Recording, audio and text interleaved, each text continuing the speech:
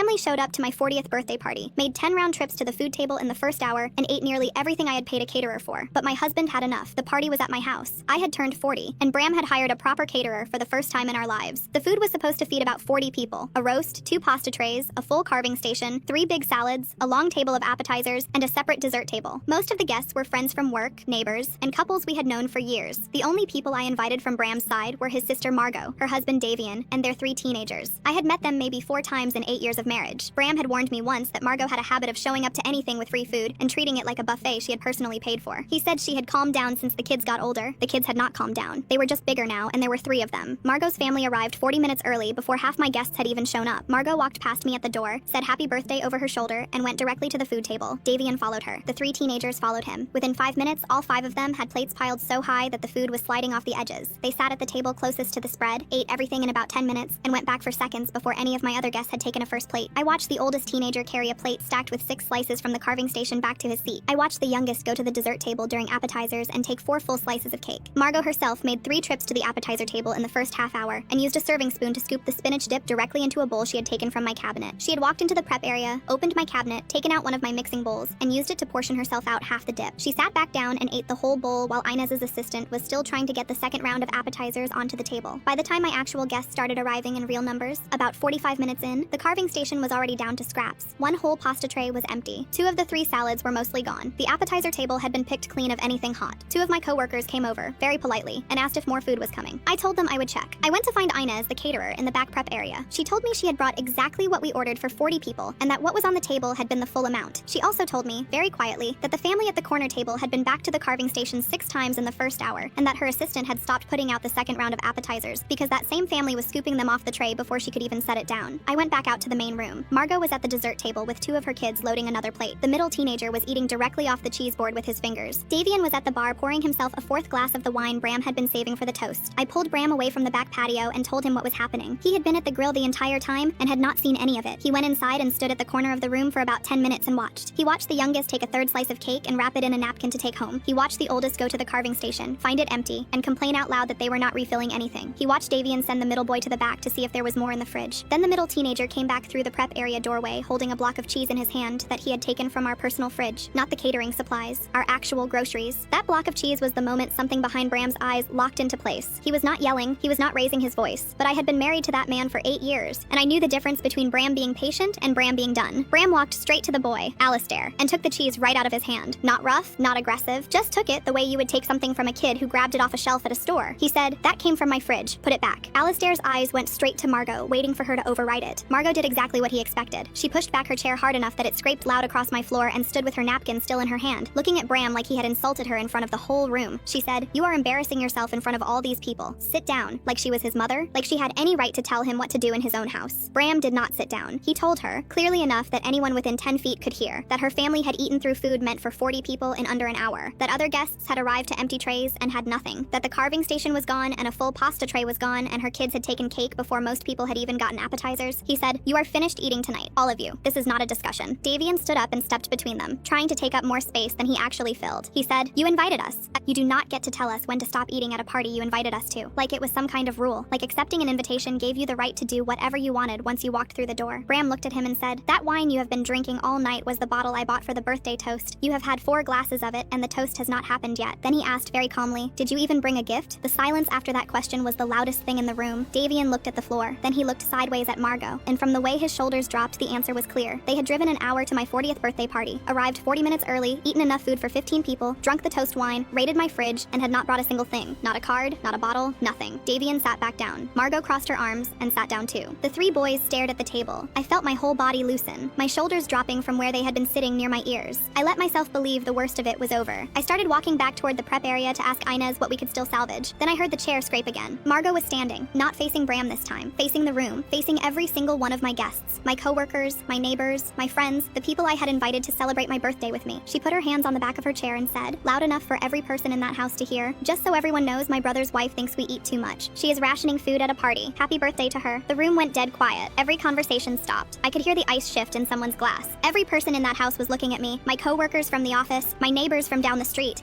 who had gotten there late and had found nothing to eat. All of them were watching to see what I would do. Margot had this satisfied little smile at the corner of her mouth because she thought I would crumble, apologize, and let her go go back to the food table like nothing had happened. She had done this at family events for years, and everyone had always given in, but she had never tried it with me. Not in my house, not on my birthday, not in front of people I actually cared about. I stepped forward into the middle of my own living room. I kept my voice level because the second I raised it, she would point at me and say I was the one making a scene. I looked around at the people I had actually wanted there, and I said, Margot's family arrived 40 minutes early. They went through the carving station 6 times. They emptied a full pasta tray. If some of you did not get to eat tonight, now you know why. Then I pointed. I pointed at the carving station with nothing on it but a cutting board and some juice stains. I pointed at the appetizer table that looked like it had been hit by a pack of animals. I pointed at the empty pasta tray with a serving spoon sitting in nothing. The evidence was right there on every table in my house. You did not need to take my word for it. You just had to look.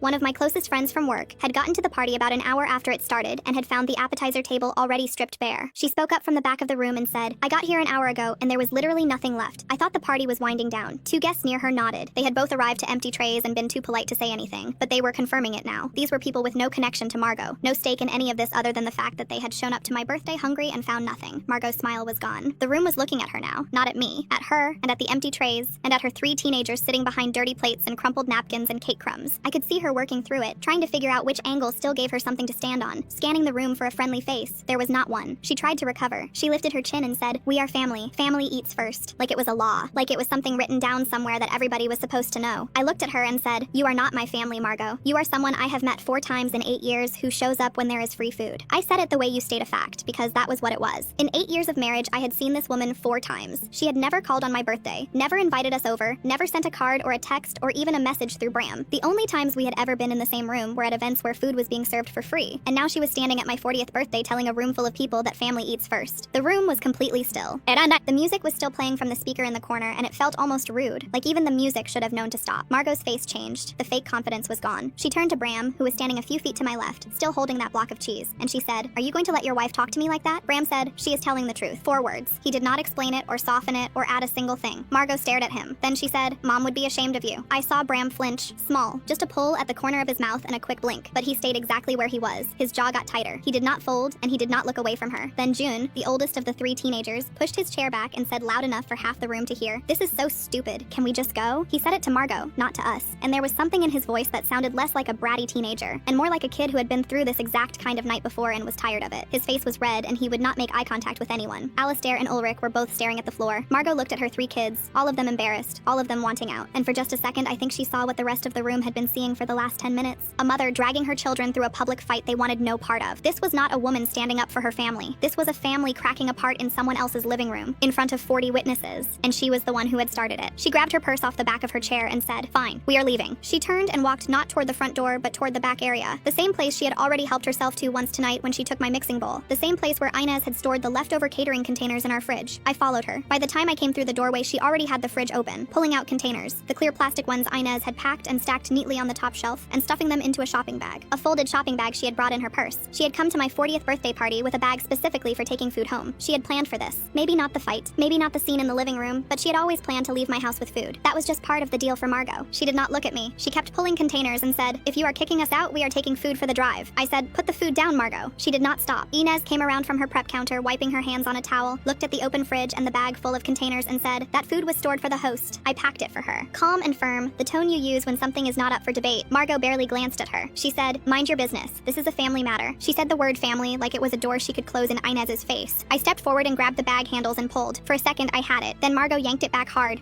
enough that a lid popped open inside and something shifted and spilled. We were standing inches apart, both holding the bag, and she leaned in close to my face and said, quiet enough that only I could hear, you think you are better than us. You have always thought that. Bram settled for you, and everyone knows it. She whispered it like a secret. A knife she had been saving all night for exactly this moment. She wanted it to land somewhere private, somewhere I would carry home after everyone left. It almost worked. I felt it hit, but I did not let my face change. I did not step back. I looked at Margot, standing in my prep area holding a bag of food she was trying to steal from my birthday party, and I said, give me the bag, Margot. Flat and steady, no room for anything else. Davian appeared in the doorway. All the puffed up energy from earlier was completely gone. He looked like a man who had been through this exact kind of night before and had nothing left to give it. He said, Margot, drop it. Let's go. Behind him stood Ulrich, the youngest, pressing a napkin-wrapped slice of cake against his chest like a small package. Even now, in the middle of all of this, he was still trying to take cake home. Margot looked at Davian, then at Ulrich, then at me, and she dropped the bag. She just opened her fingers and let it fall. It landed with a thud and the crack of a container splitting. Pasta sauce leaked out the side onto my tile. She straightened up, smoothed the front of her shirt, looked at me with something cold and final and said, do not ever call us for anything again. You are dead to me, Bram. Both of you. She said his name even though he was not in the room. She wanted me to carry the message back to him, like I was just just the person standing between her and the brother she actually cared about losing. She walked back through the living room, and as she passed my guests, she said, loud and sharp, "Enjoy the scraps. This is the kind of family you are supporting." Nobody responded. Not one person said a word back to her. They just stood there and let her walk past and out. Davian followed with his head down. Jun was already at the door, hood pulled up. Alistair came behind. Ulrich was last, still clutching that napkin-wrapped slice of cake. The front door slammed hard enough to shake the picture frame beside it. The room was quiet for about 3 full seconds. Not peaceful quiet, the kind that fills a room after something loud and ugly has happened and nobody knows what to say. Then I, still standing at the back with her arms crossed, looked at me and said, "Well, happy birthday." A few people laughed, the nervous, shaky kind that comes out when tension finally breaks. But it was enough to crack the silence, and the room started to breathe again. Nobody had left. Not one person had walked out behind her. Bram and Inez were already in the back area going through what remained. The carving station was done. One pasta tray was scraped clean to the foil. Most of the appetizers were gone, but the second pasta tray was still about half full because Inez had kept it back and never put it out after she saw them scooping food off trays before she could set them down. One salad was untouched. There was still half a cake, messy on one side where slices had been hacked out without care, but enough for everyone still in my house. Inez said, "I can stretch this. Rearrange the spread. Plate it nice. Nobody has to know." She moved the pasta into a smaller dish so it looked full instead of half empty. She portioned the remaining salad into individual little bowls, so it looked like a plated course. Bram sliced some bread from the back and fanned it on a cutting board with olive oil. Folake, my oldest friend, came back through the front door holding a good bottle of wine she had been keeping in her car as a backup. She held it up as she walked toward me and said, "I was saving this in case the party needed saving. I think it qualifies." AE changed the music to something with a real rhythm, something that made the room feel alive again instead of heavy. 2 of my coworkers were in the corner cracking up about something from the office. My neighbors were trying the salad and making faces at each other. I felt a hand on my arm. It was Rena, an older woman from down the street who had known me for years. She pulled me to the side and said, "I have been to a lot of parties in my life. I have never seen anyone behave the way that woman behaved tonight. You did nothing wrong." My hands were shaking and she saw it. She squeezed my arm once and then walked back toward the other guests like nothing had happened. I stood there for a few seconds just breathing. Then I went back out. The party was smaller and the spread was thin, but for the first time all night, it actually felt like a celebration. Like the weight that had been sitting on top of everything since Margot walked through my door 40 minutes early had finally walked out with her. What was left behind was just the people who wanted to be there. About 15 minutes later, Bram came out carrying the cake on the good platter with all the candles lit. The flames flickered a little as he walked. The room went quiet the way it always does when someone carries in a lit cake. Not the bad quiet from earlier. The good kind. The kind that says this moment is yours. He set it down in front of me. In the candlelight, he looked at me and said, "Happy birthday. You deserve better than tonight. But you have got every person in this room, and that is not nothing." I looked at the candles. I closed my eyes for half a second. I blew them out. The room clapped. AE whistled from the back. Folake raised her glass. The rest of the night was not what we had planned, but it was good. People ate what Inez had put together. People stayed later than I expected. Like they were making up for the rough start. Like they wanted to make sure the last few hours of my birthday felt better than the first ones. When the last guest left, it was almost midnight, and Bram and I stood in the main room surrounded by empty plates and crumpled napkins. And we did not talk about Margot. We just cleaned up and went to bed. The next morning, Bram and I sat at the counter with 2 cups of coffee and called his mother on speaker. She picked up saying she was very upset, and from her voice, it was clear Margot had gotten there first. Bram did not let her keep going. He walked her through the entire night, piece by piece. The early arrival, the 6 trips to the carving station, the mixing bowl taken from our cabinet, the toast wine, the block of cheese from our personal fridge, Margot's announcement to the room, the shopping bag she had brought in her purse specifically to carry out containers. He laid it all out steady and clear, not rushing, not getting emotional, just stating facts in order. His mother was quiet for a long time. Then she said, "Margot told me you threw her out because she took a second plate." 1 plate. That was the version Margot had called in from the car on the way home. I leaned toward the phone and said, "I have the caterer's number. Her name is Inez. She will tell you exactly what she saw. I also have 30 other people who were there." His mother went quiet again. The kind of quiet where someone is rearranging what they thought they knew. Then she said, "This is not the first time your sister has done something like this, is it, Bram?" Bram looked at me across the counter. He said, "No, Mom, it is not. And I am done pretending it is normal." She said she would talk to Margot. Then she said she believed us. Both of us. After we hung up, Bram set the phone on the counter and sat looking at his hands wrapped around his coffee cup. He said, "I should have dealt with this years ago. I kept thinking she would grow out of it." I said, "You dealt with it last night in front of everyone. That is what mattered." His phone buzzed. He turned it toward me. A text from Margot. "Mom just called me. I cannot believe you turned her against me. You are both dead to me." He read it once, set it face down, and said, "She will text in a month asking what we are doing for the holidays." He was right. My own phone buzzed. A text from AE. "Last night was honestly iconic. Same time next year?" I set the phone down on the counter. Bram poured himself more coffee. Outside the street was quiet, and neither of us said anything else.